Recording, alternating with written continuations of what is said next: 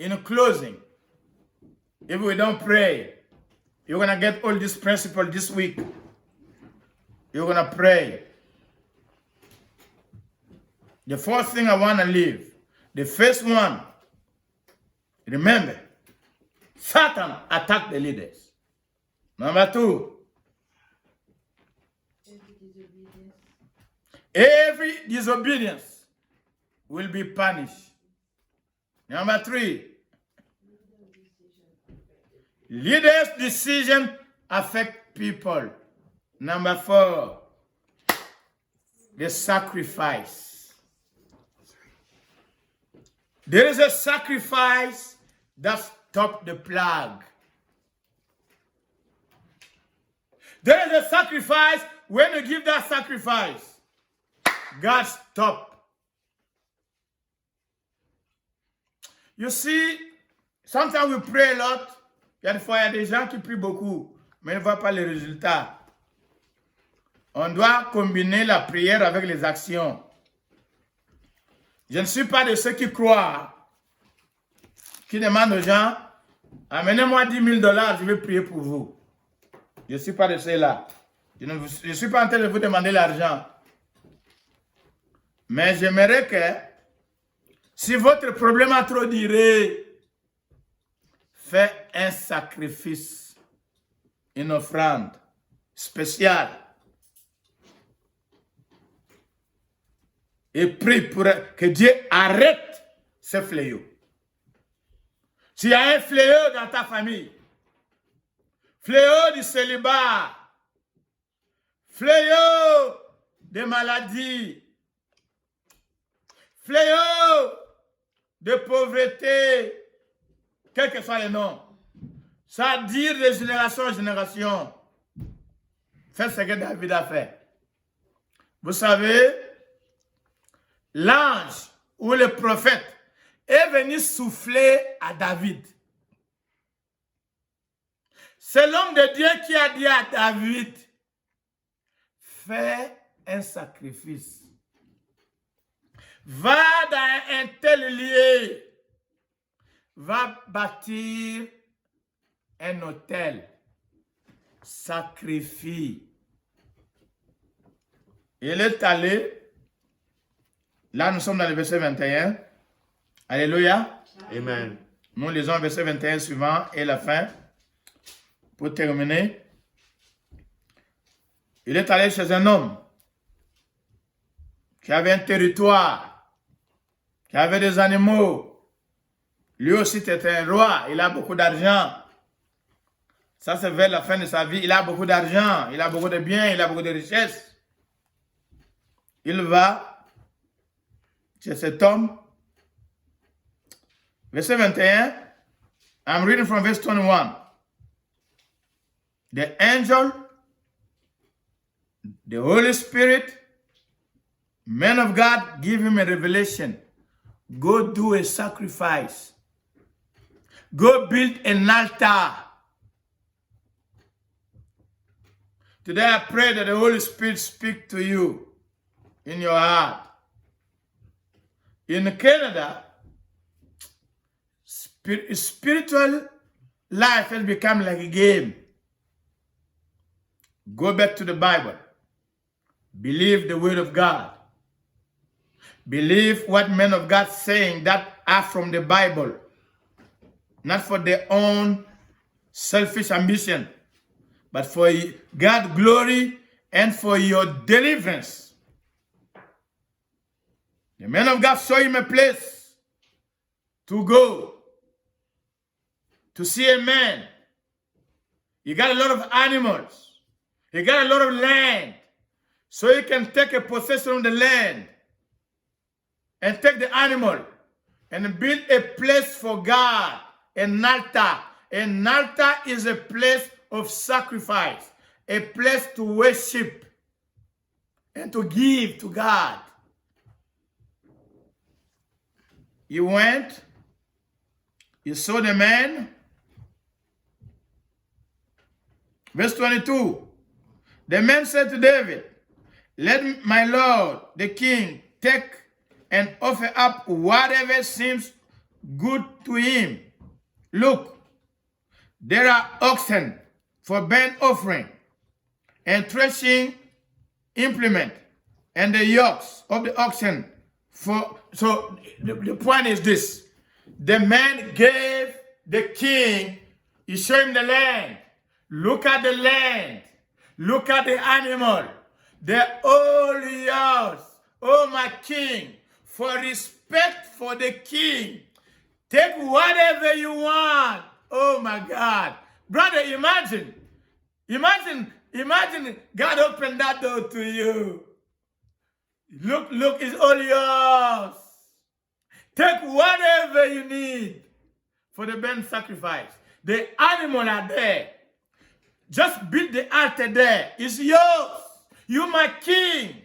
I give it to you for free. Alléluia.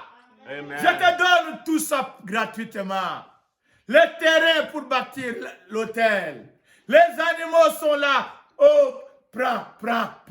Par respect au roi. Tu vois, il y a beaucoup de gens qui comprennent le respect au roi. Partout le roi passe, on lui donne les dons. C'est pour toi. C'est gratuit. C'est gratuit. Amen. Combien de personnes aiment les choses gratuites? Gratuit. Au nom de Jésus, à partir d'aujourd'hui, tu dois arrêter à accepter des choses gratuitement, à gagner la vie gratuitement.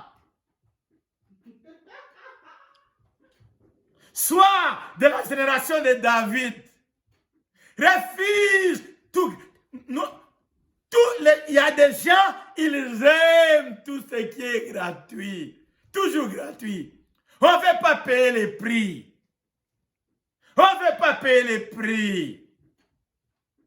Le président de Ghana a refusé les dons gratuits. On les critique partout. Mais bien aimé, depuis 50 ans, toujours mendiant.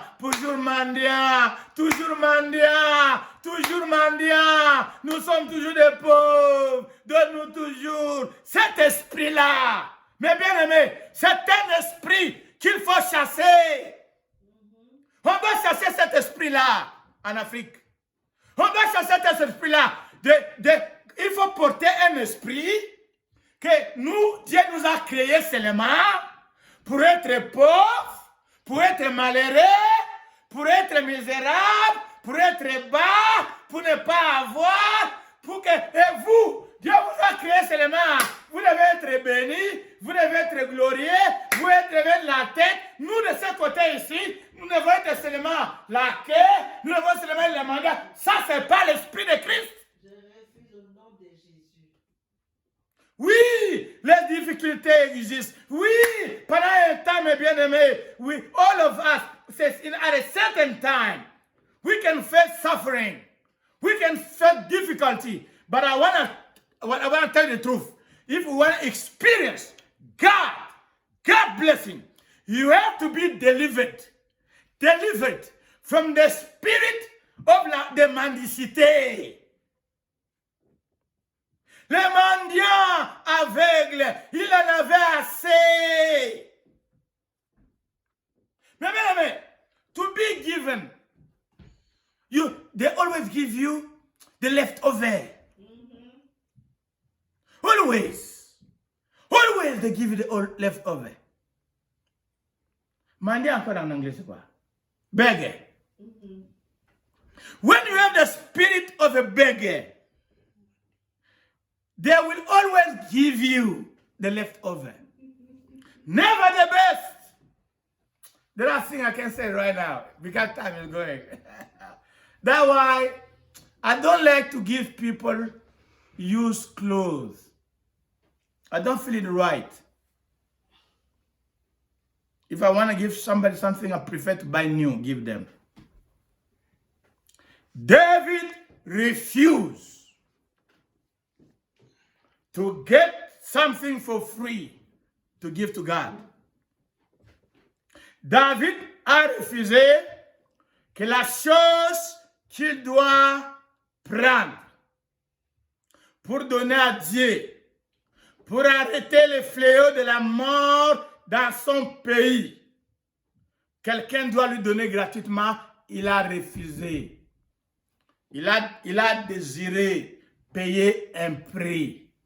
Il a désiré que ce qu'il va donner à Dieu lui coûtait. Lui coûte.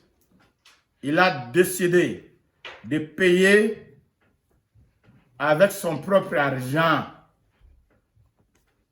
Que ça vienne de lui-même. Que ça soit le meilleur de lui-même. Il a refusé.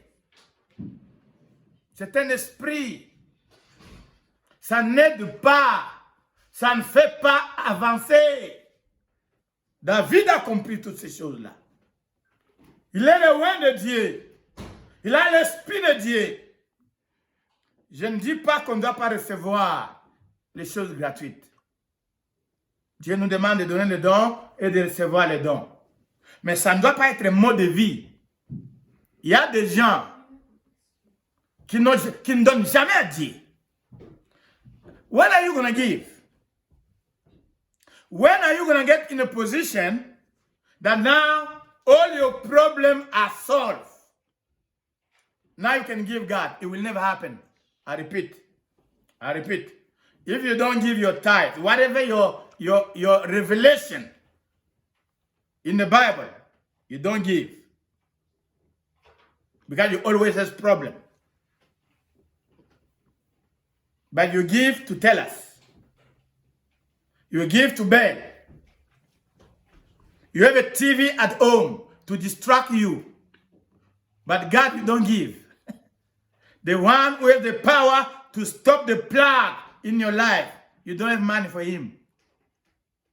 You have money to pay $50, $100 every month for your cell phone. So you can watch YouTube.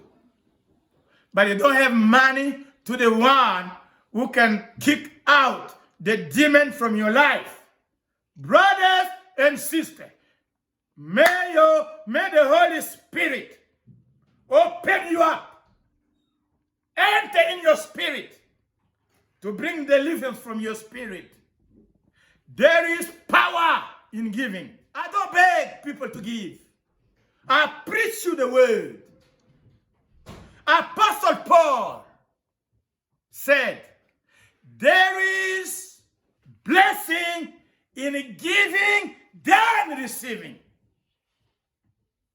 Apostle Paul said he worked with his own hands, not for himself. He also worked to support the people he was working with. There are people who understand where blessing comes from.